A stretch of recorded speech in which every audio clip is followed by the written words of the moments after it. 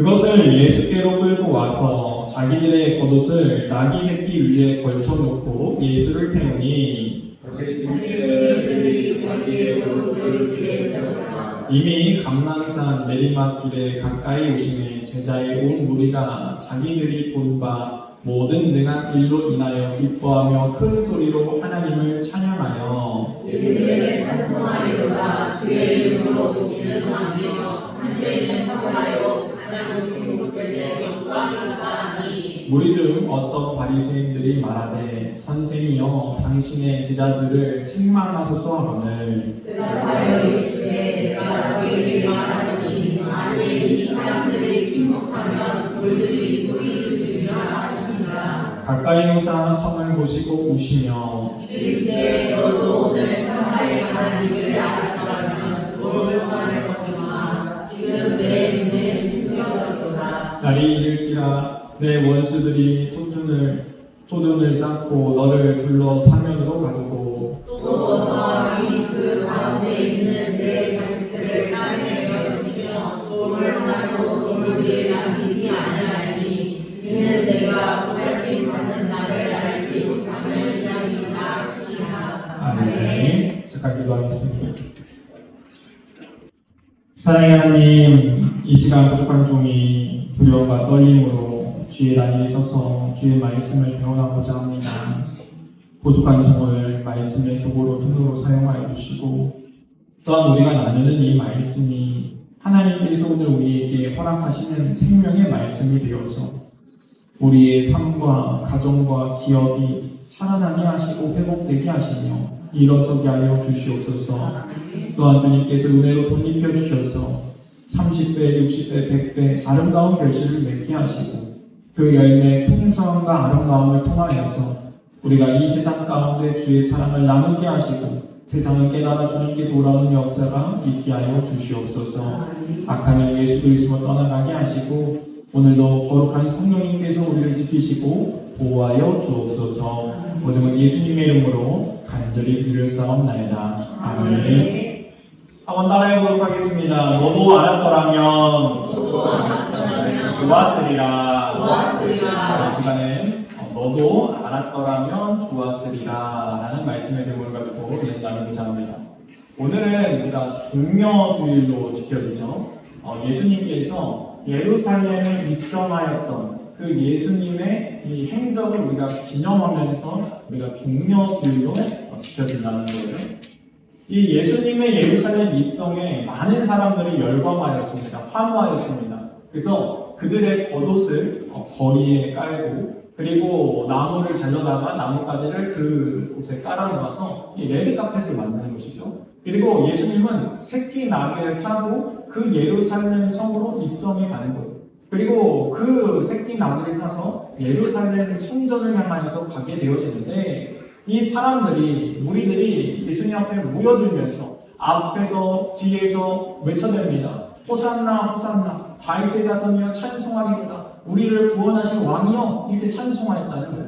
한번 따라해보도록 하겠습니다. 호산나 찬송하리로다. 호산나 찬송하리로다. 주의 이름으로 오시는 이여. 주의 이름으로 오시는 이여. 네, 이스라엘 백성들이 이렇게 호산나 호산나 이렇게 찬송했다는 거예요.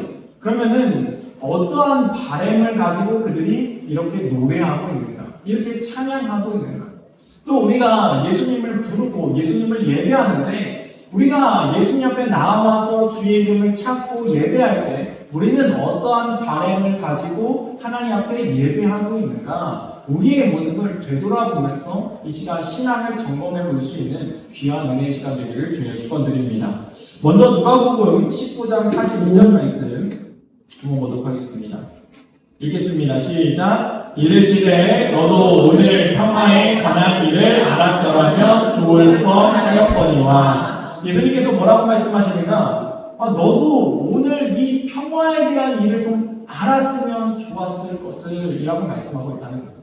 주님께서 말씀하시는 이 평화, 주님께서 주시고자 하였던 이 평화를 이스라엘 백성들은 알지 못했습니다.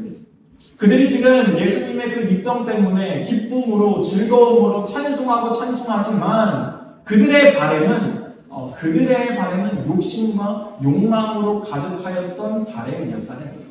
주님의 뜻과는 전혀 상관없는 외침이었다는 거예요.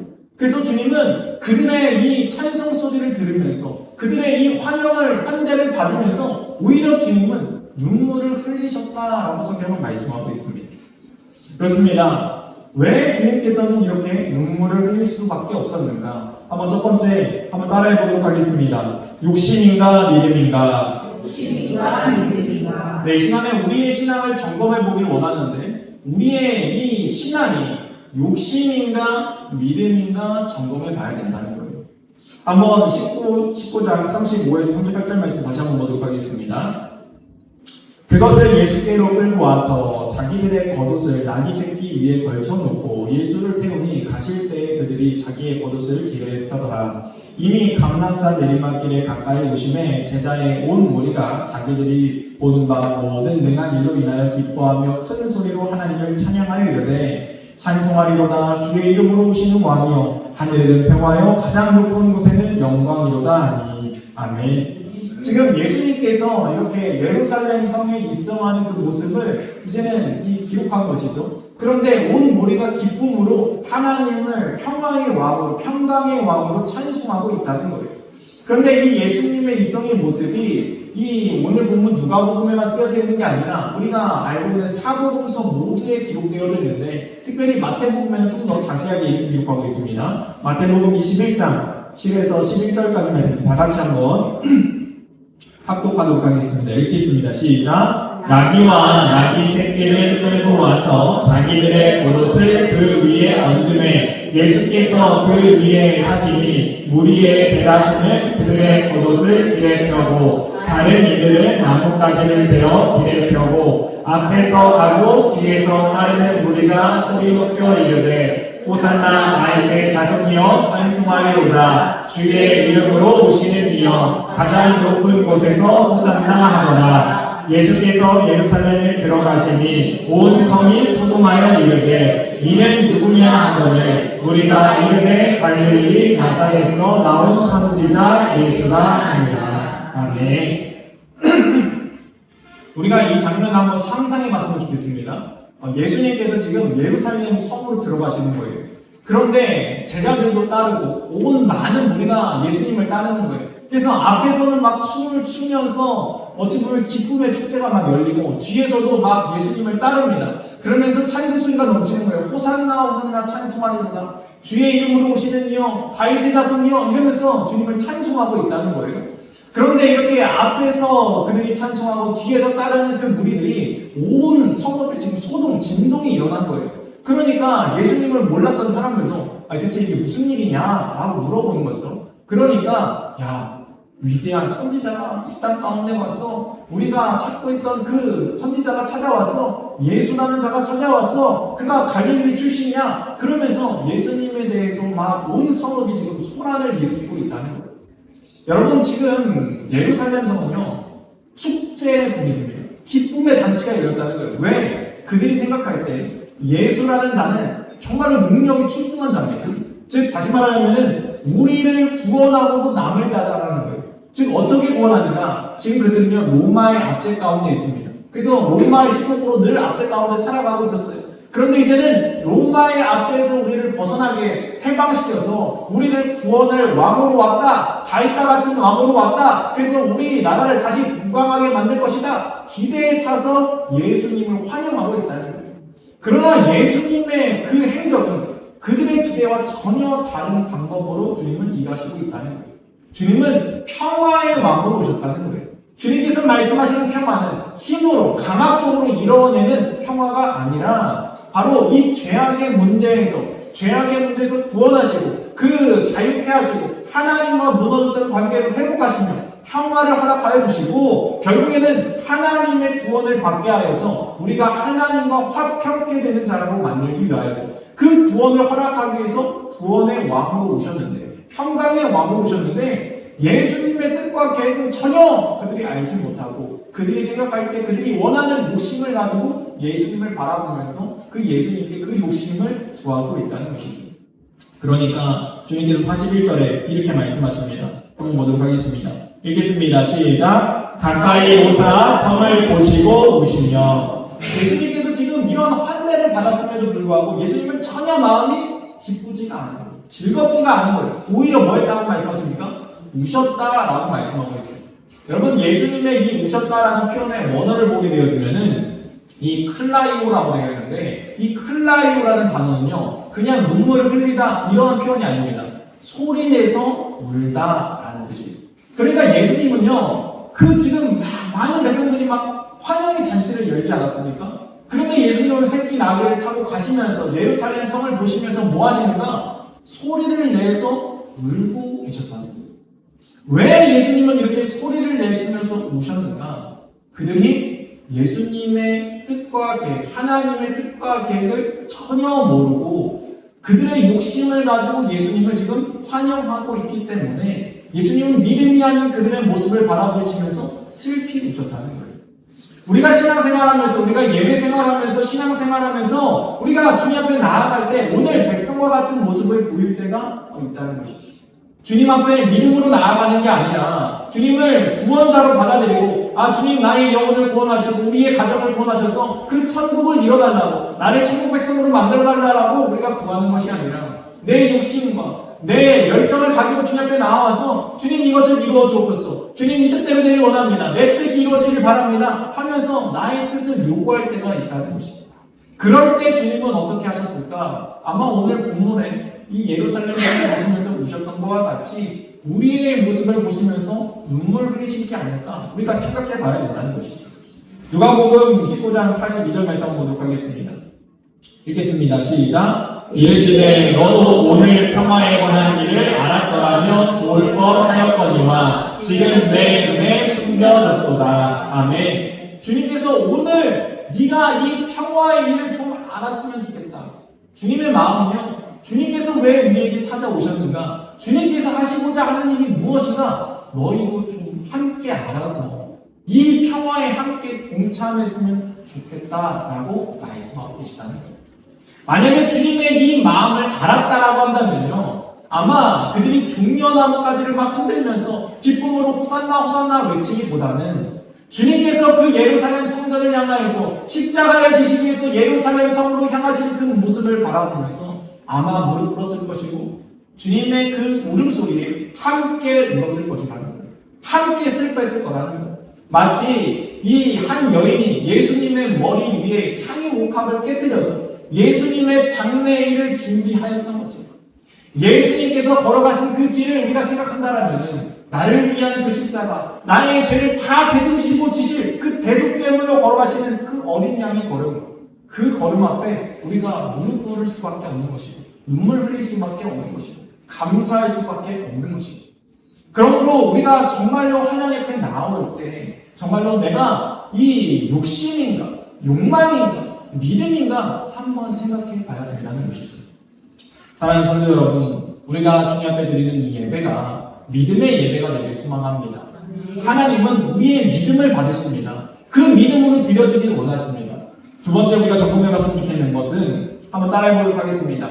감정인가 경배인가? 감정인가 경배인가? 네, 우리가 주님 앞에 예배할 때 이 드리는 예배가 감정에 의하여서 예배하는가 아니면은 주님을 경배하기 위해서 예배하는가 우리가 생각해 봐야 된다는 거예요. 누가복음 19장 37에서 38절에서 한번 보도록 하겠습니다. 다 같이 읽겠습니다. 시작. 이미 감난산 내리막길에 가까이 오심에 제자의 온 무리가 자기들이 본 바 모든 능한 일로 인하여 기뻐하며 큰 소리로 하나님을 찬양하여 이르되 찬송하리로다 주의 이름으로 오시는 왕이여 하늘에는 평화여 땅 가장 높은 곳에는 영광이로다 하니. 아멘. 지금 우리가 하나님을 높이고 예수님을 경배하며 맞이하며 나아가고 있습니다. 그들이 지금 어찌 보면 열광의 도가니가 막 일어난 거죠. 막 백성들이 막 난리가 났습니다. 예수님을 막 환영하고 있습니다. 온 산업이 진동할 정도였으니 얼마나 이게 굉장했겠습니까? 그런데 이렇게 예수님을 환영하고 예수님을 바라봤던 그 무리가 몇 날이 못 되어서 예수님을 십자가에 못 박으라고 광폭한 이 백성으로 바뀌게 되어집니다. 한번 보도록 하겠습니다. 누가복음 23장 20절로부터 23절 말씀. 읽겠습니다. 시작. 빌라도는 예수를 놓고자 하여 다시 그들에게 말하되 그들은 소리질러 이르되 그를 십자가에 못 박게 하소서 십자가에 못 박게 하소서 하는지라. 빌라도가 세 번째 말하되 이 사람이 무슨 악한 일을 하였느냐 나는 그에게서 죽일 죄를 찾지 못하였나니 때려서 놓으리라 하니 그들이 큰 소리로 재촉하여 십자가에 못 박기를 구하니 그들의 소리가 이린지라. 아멘. 얼마 전에는 예수님을 찬송하리로다 주 예수의 이름으로 높임을 받으실 왕이여 그러면서 평강의 왕이신 예수님을 높여드렸습니다. 그런데 얼마 못 되어서 그들이 환한 군중이 되어서 예수를 십자가에 못 박아라 십자가에 못 박아라 외치고 있다는 거예요. 오히려 이방인이었던 이 빌라도 총독이 아니 예수가 대체 무슨 잘못을 그렇게 하였느냐 나는 그를 한번 조사해 보니까 그의 잘못을 나는 찾지 못했다. 죽을 만한 죄를 찾지 못했다. 그것을 3번이나 말했다는 거예요. 그러면서 내가 이제는 예수를 때리고 놓아주겠다 라고 얘기하니까 백성들은 오히려 십자가에 못 박아라 십자가에 못 박아라 안 그러면 폭동이 일어날 정도로 결국에 그들이 소리치니까 결국 어쩔 수 없이 그들의 소리대로 예수님을 십자가형에 처하게 되어졌다는 것이죠. 여러분 왜 이렇게 백성들의 이 감정 이 마음이 바뀐 것입니까? 그들이 감정에 치중되어져 있었기 때문에 믿음으로 하나님을 예수님을 예배했던 것이 아니라 예수님을 경배의 대상으로 예배했던 것이 아니라 그들의 감정에 따라서 예수님을 높이고 있었기 때문에 이렇게 한순간에 돌변할 수 있다는 거예요. 여러분 우리가 신앙생활에 감정의 기복에 따라서 예배하게 되어지면요 우리가 이럴 수밖에 없다는 거예요. 어떨 때는 내 기분이 좋으면요 하나님을 예배하고 찬양하는 게 너무나 좋습니다. 그런데 내 기분이 나쁘면은 내 기분도 안 좋은데 뭘 예배해? 그리고 이 예배를 드리지 않는다는 거예요. 그런데 성경에서 하나님은 뭐라고 말씀하는가? 너희의 감정 따라서 예배해야 된다라고 말씀하신 적이 없어요. 하나님은 너희의 영과 진리로 예배해야 된다라고 말씀하고 있는 거예요. 그것이 참된 예배자라는 거예요. 참된 예배자는 감정을 따라서 하는 게 아니라 하나님의 뜻 가운데 하나님의 말씀을 기준 삼아서 예배하는 자가 하나님께서 찾으시는 예배자라는 거예요. 그러므로 주님을 합당하게 예배하는 자가 되어야 된다는 것이죠. 주님께서 이렇게 말씀하십니다. 40절 말씀 보도록 하겠습니다. 누가복음 19장 40절 말씀 읽겠습니다. 시작. 대답하여 이르시되 내가 너희에게 말하노니 만일 이 사람들이 침묵하면 돌들이 소리 지르리라 하시니라. 아멘. 이 말씀이 무슨 말인가 하면은 이 바리새인들이 예수님한테 얘기하는 거예요. 저희 너무 시끄러워요. 좀 조용히 하게 하세요. 무슨 이 예수님 하나님께 영광 올려드린다고 예수님의 이름을 너무 높이는데 이거 잘못된 거 아닙니까? 좀 그들을 진정시켜야 됩니다. 멈추게 하세요 라고 했더니 예수님 뭐라고 말씀하는가? 저들이 찬양하지 않으면 돌들로 찬양하게 합니다. 즉 다시 말하자면 예수님은 찬양받기에 합당하신 분이기 때문에 우리가 경배하는 거예요. 예수님이 곧 말씀이시고 그 말씀이 곧 하나님이시기 때문에 경배받으시기에 합당하기 때문에 우리가 예배하고 있다는 거예요.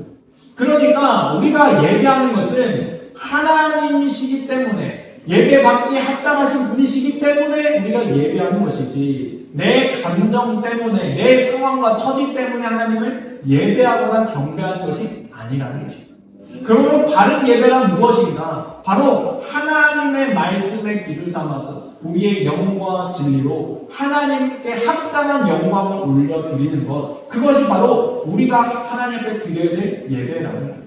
그러므로 내 기분이 지금 안 좋아도 우리가 하나님 앞에 나와서 예배할 때 우리가 그 예배를 통해서 경험하는 것이 있지 않습니까? 내가 분명 마음이 안 좋고 내 상황이 안 좋고 처지가 안 좋아서 하나님께 예배했는데 하나님은 그걸 다 아셔가지고 내 마음도 위로해 주시고 또 내 상황도 회복시켜 주시고 내 계획과 뜻보다 더 좋은 것들을 허락해 주신다는 거예요. 왜? 그 마음을 아시기 때문에 하나님께서 너 상황 어려운 거 알고 너 처지 어려운 거 알고 너 지금 힘든 거 아는데 그럼에도 불구하고 네가 너보다 나를 더 생각하는 거야. 너의 삶의 중심에는 내가 있구나. 주님께서 그 마음을 받으셨다는 거예요. 그렇기 때문에 우리에게 은혜를 허락해 주신다는 거예요.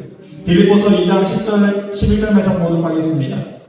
읽겠습니다. 시작. 하늘에 있는 자들과 땅에 있는 자들과 땅 아래에 있는 자들로 모든 무릎을 예수의 이름에 꿇게 하시고 모든 입으로 예수 그리스도를 주라 시인하여 하나님 아버지께 영광을 돌리게 하셨느니라. 아멘. 그렇습니다. 주님은 예수님의 이름을 모든 만물이 그 이름 앞에 무릎 꿇게 하시고 그 이름을 찬송함으로 하나님께 영광 올려드리게 하셨다는 거예요.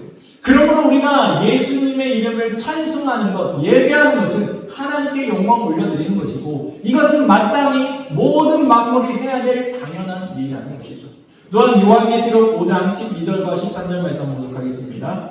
읽겠습니다. 시작. 큰 음성으로 이르되 죽임을 당하신 어린 양은 능력과 부와 지혜와 힘과 존귀와 영광과 찬송을 받으시기에 합당하도다 하노라. 내가 또 들으니 하늘 위에와 땅 위에와 땅 아래와 바다 위에와 또 그 가운데 모든 피조물이 이르되 보좌에 앉으신 이와 어린 양에게 찬송과 존귀와 영광과 권능을 세세토록 돌릴지어다 하니. 아멘. 그렇습니다. 주님은 찬송 받으시기에 합당하신 분이시다. 그래서 온 만물은 주님을 찬송하고 나눔이 당연하다라고 말씀하고 있다는 거예요.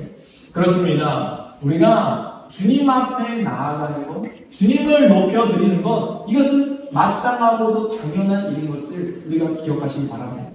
그래서 사도 바울은 어떻게 고백하는가? 내가 이제는 예수 그리스도에 인하여서 살아간다는 것은 바로 그 주님 앞에 나를 내려놓고 주님을 중심에 두고 살아가는 것이다 라고 고백하는 것을 볼 수가 있어요. 그래서 갈라디아서 2장 20절 말씀을 보게 되어지면은 내가 그리스도와 함께 십자가에 못 박혔나니 그런즉 이제 내가 사는 것이 아니라 오직 내 안에 그리스도께서 사시는 것이다. 이제 내가 육체 가운데 사는 것은 나를 사랑하사 나를 위해 자기 자신을 보내신 하나님의 아들을 믿는 믿음 안에서 사는 것이다 라고 고백하였다는 거예요.